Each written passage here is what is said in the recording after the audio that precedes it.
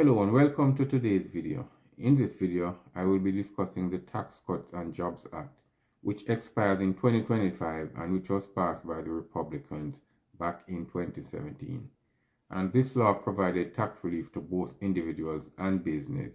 It provided several tax cuts, but many of these tax cuts expire in 2025 if they're not extended. I will look at the type of taxes that will expire and the possibility of they being extended. So without further ado, let's get into it.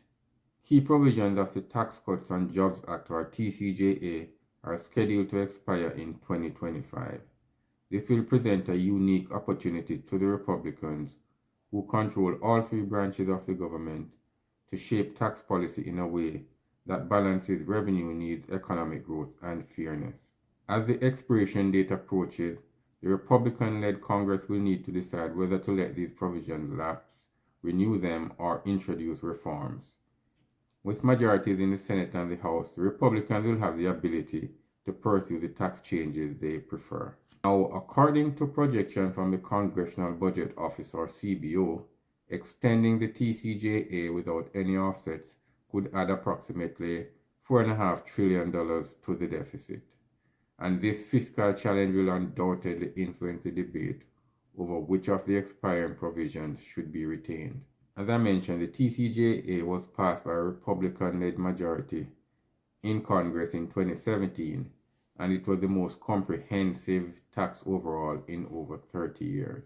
The legislation slashed the corporate tax rate from 35% to 21%, capped state and local tax deductions, or SALT deductions as they are called, at $10,000, doubled the standard deduction, expanded the child tax credit, and suspended personal exemptions. The cost of all of this was $1.5 trillion, and it was designed to stimulate economic growth, reduce regulatory burdens, and create a more favorable business environment in the US.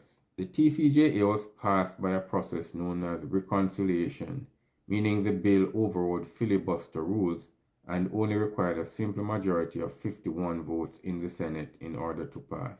However, to comply with Senate budget rules and avoid increasing the federal deficit beyond a 10-year window, many provisions were made temporary. Let's look at the corporate tax rate changes under the TCJA. The corporate tax rate was reduced to 21%, and is one of the few provisions that does not expire. Now, President-elect Trump has suggested lowering it even further to 15% for companies that manufacture their products in the US. Nonetheless, Republicans may face pressure to raise the corporate tax rate slightly during the 2025 negotiations to offset the revenue loss from extending other TCJA provisions, particularly those benefiting individual taxpayers. Now let's look at some of the key expiring corporate tax provisions. The potential expiration of the TCJA's corporate tax provisions poses significant implications for US businesses. Several corporate provisions under the TCJA are set to expire in 2025. These include pass-through income deduction. Sole proprietorships, partnerships, and S corporations will lose the ability to deduct up to 20% of qualified business income, or QBI, under Section 199A. Republicans argue that this deduction is essential for leveling the playing field for small and mid-sized businesses. Industries like real estate and manufacturing, which heavily benefit from this deduction, are lobbying to have it extended. Bonus depreciation. The current 100% bonus depreciation allowance for capital assets will phase down to 50% in 2025 and continue declining until it expires fully in 2027. R&D expense deduction. The TCJA requires businesses to amortize research and development expenses over 5 years rather than deducting them immediately. This change would persist beyond 2025 unless Congress modifies it. Bipartisan efforts are underway to restore immediate expensing for R&D costs. So this will revert to the status quo before the TCJA, as that was actually more beneficial to businesses than amortizing over 5 years under the TCJA. Business interest deduction. The tighter restrictions on the business interest deduction will revert to pre-TCJA rules, which generally allowed business interest expenses to be deducted in the year the interest was paid or accrued, with some limitations, making it easier for companies to deduct interest expenses. So this is another one which got worse under TCJA, and having it revert to pre-TCJA rules would actually be more beneficial to businesses. So we'll wait to see what Congress will do on this one. Let's now look at some expiring individual tax provisions. If the TCJA is allowed to sunset, individual taxpayers will face several changes. Marginal tax rates will revert to pre-TCJA levels, with the top rate increasing from 37% to 39.6%. Standard deduction, the nearly double standard deduction for single and joint filers, will return to pre-2018 levels adjusted for inflation. Personal exemptions. Personal exemptions eliminated under the TCJA will be restored in 2026, potentially reducing taxable income. The personal exemption would be about $5,275 in 2026 for each taxpayer if it comes back. Mortgage interest. The mortgage interest deduction limit will revert to properties valued up to $1 million, up from $750,000 under the TCJA. Charitable donation deductions. The charitable contribution deduction limit will decrease from 60% to 50% of adjusted gross income, or AGI. SALT deductions are state and local tax deductions. The SALT deduction allows homeowners to deduct state and local taxes from their income. TCJA limited the deduction to $10,000. Prior to the TCJA, there was no cap on SALT deductions. The $10,000 cap will no longer apply if the TCJA expires.